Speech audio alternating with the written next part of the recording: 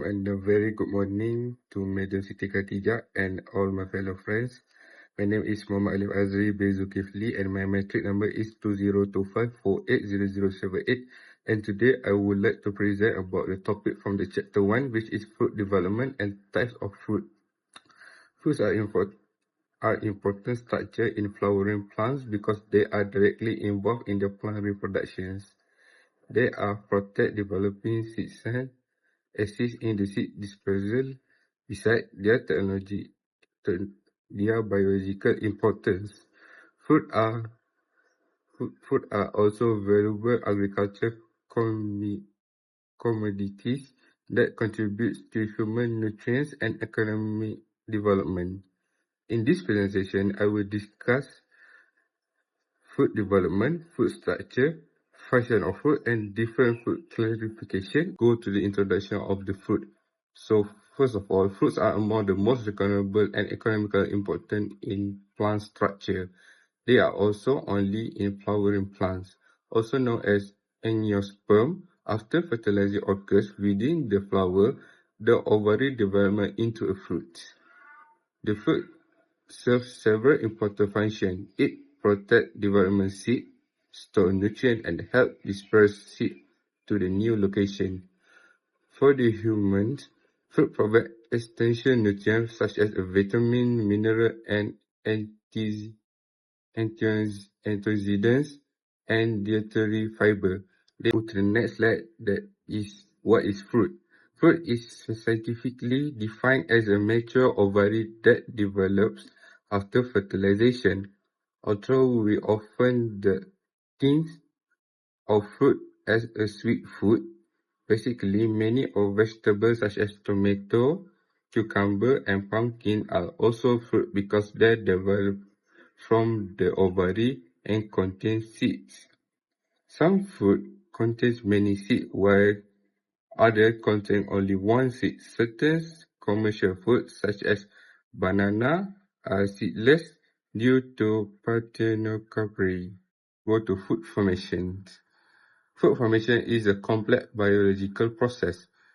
First, pollination occurs when the pollen grains are transferred from the anther to the stigma. Next, pollen germination takes place. The pollen grains form a pollen tube that grows through the style toward the ovule. The male gamete travels to the pollen tube and fertilizes the egg cell inside the ovule. After the fertilization, the ovule develops into the seed while the ovary enlarges and begins transform into the fruit. As the fruit matures, it protects the developing seeds and prepare them for dispersal. Then we go to the next slide, that is development of the fruit after fertilization. After fertilization, several changes occurs. The ovule development into a seed that contains the embryo. The zygote develops into the embryo, which will eventually become a new plant. The ovary enlarges and develops into the fruit, and the ovary wall thickens and forms the pericypart. At the same time, endosperm develops and provides food for the growing embryo. This change transformation a flower into the mature fruit contains viable seeds. Go to the structure of a fruit. The fruit wall is called a pericycle and contains of the three layers. The first layer was called as the exocarp, formed the outer layer. The second layer was mesocarp, is usually fleshy and edible. And the third is the endocarp, surround the seed and may be hard or soft depending on the fruit. For example, in the mango mesocarp, there is yellow edible flesh, while the endocarp forms the hard stone around the seed. After this, we go to the function of fruits. Fruits perform many important functions. Their primary role is protect seed from physical damage, such as insect and pests. Fruit are also provide nutrients that support seed development. Many fruits attract animals through their bright color, pleasant smell, and sweet taste.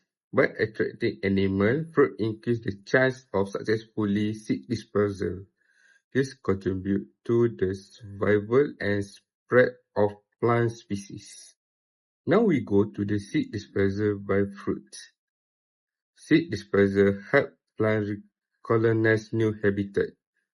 Wind dispersal occurs in the light with seeds such as the dandelion. Water dispersal occurs in the coconut because they can float long distance. Animal dispersal occurs when the animal eat fruit and later release the seed elsewhere.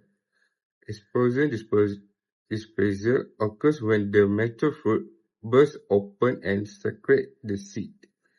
Each dispersal method increases in the likelihood of seed survival and the germination. Now we go to the type of fruits. Botanists classify fruit based on their development. There are four major groups. Firstly is simple fruit, second is aggregate fruit, third is multiple fruit, five is accessory fruit. We go to each part of fruit. Firstly, we go through the simple fruit. Simple fruit are the fruit that develop for a single ovary of a single flower. This means that only one ovary is involved in the formation of the fruit. Simple fruit can be divided into two categories, such as fleshy fruit and dry fruit.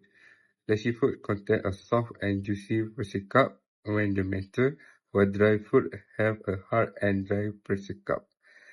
Examples of the simply fleshy fruit include mangoes, tomatoes, peach, avocado, and coconut. Go to the next type of fruit, that is aggregate fruit. Aggregate fruit develop from a single flower that contains many separate carpels or ovaries.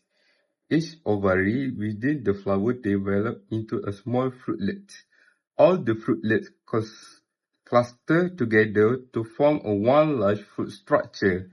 Although aggregate fruit appear to be a single fruit, they are actually composed of many small fruits attached on the same replicatable.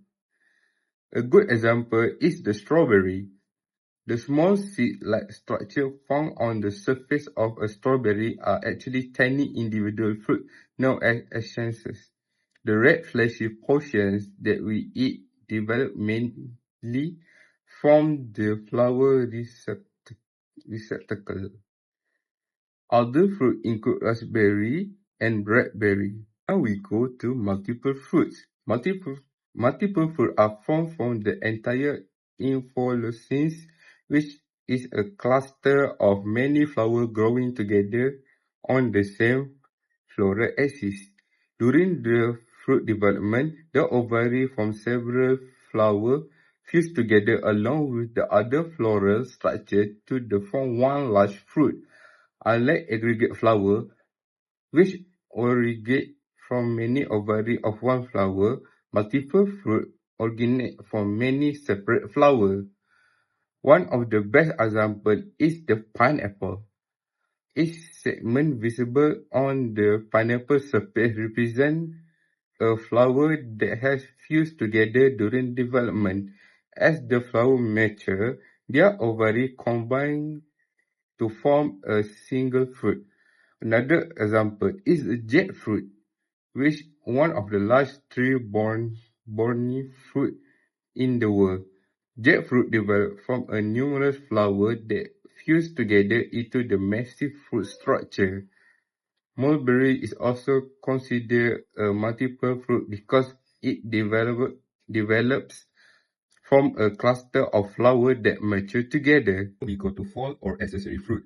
Fall fruit, also known as accessory fruit, differ from the true fruit because they are not formed entirely from the ovary. Instead, other flower parts contribute significantly to edible portion of the fruit. These flower parts may include the receptacle, floral tube, and other surrounding tissue. One common example is the apple. In an apple, the fleshy part that we eat developed mainly from the receptacle, while the actual ovary from the core that contains the seed. Similarly, in pears, the edible portion also develop large from the tissue outside the ovary. Strawberry are another interesting example. The red fleshy part develop from the sepal, while the small structure on the surface are the true fruits.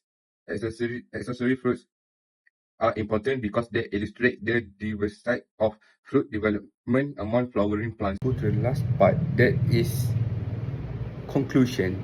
In the conclusion, fruit are essential reproductive structure in the flowering plant that play a vital role in ensuring the continuation of plant species that develop from a mature ovary after successfully pollination and fertilization, undergoing a series of development stages that transfer a flower into a mature fruit containing seed. That's all from me. Thank you.